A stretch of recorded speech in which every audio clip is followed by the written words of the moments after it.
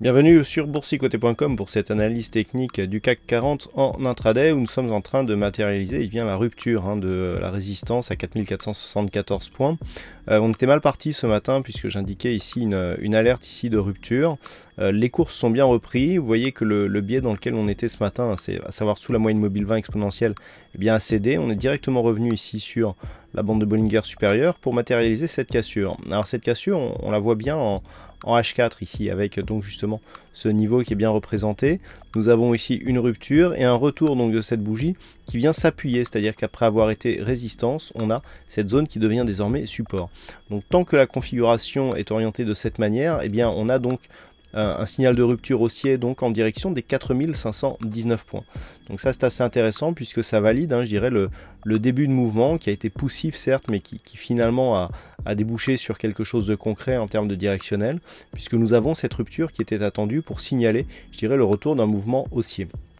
Du point de vue des indicateurs, et donc nous allons revenir en M15, on voit que suite à la cassure des 4074 points, on a ici un signal de perte de dynamique sur le MACD.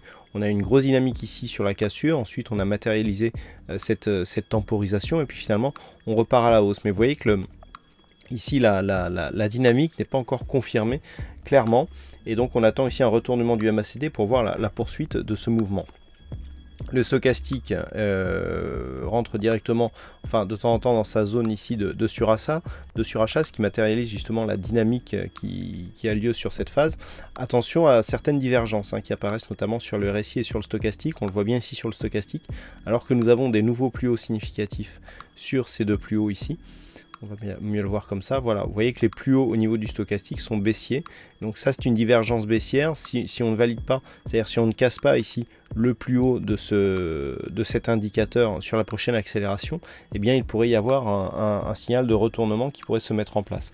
Alors si tel était le cas, tant que les cours restent au-dessus ici des 4474 points, on ne remet pas en cause la dynamique haussière, même si elle est faible par rapport à ce mouvement. Par contre, si les cours reviennent ici sous 4474, il s'agira d'un échec qui pourrait bien donc favoriser un retour ici sur les 4454, voire une seconde cassure avec cette fois-ci des cours qui pourraient rester en dessous de cette zone des 4454 points.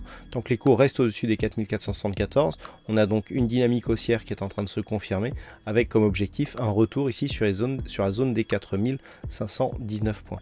Voilà ce que l'on peut dire donc sur cette analyse technique du CAC 40 en intraday.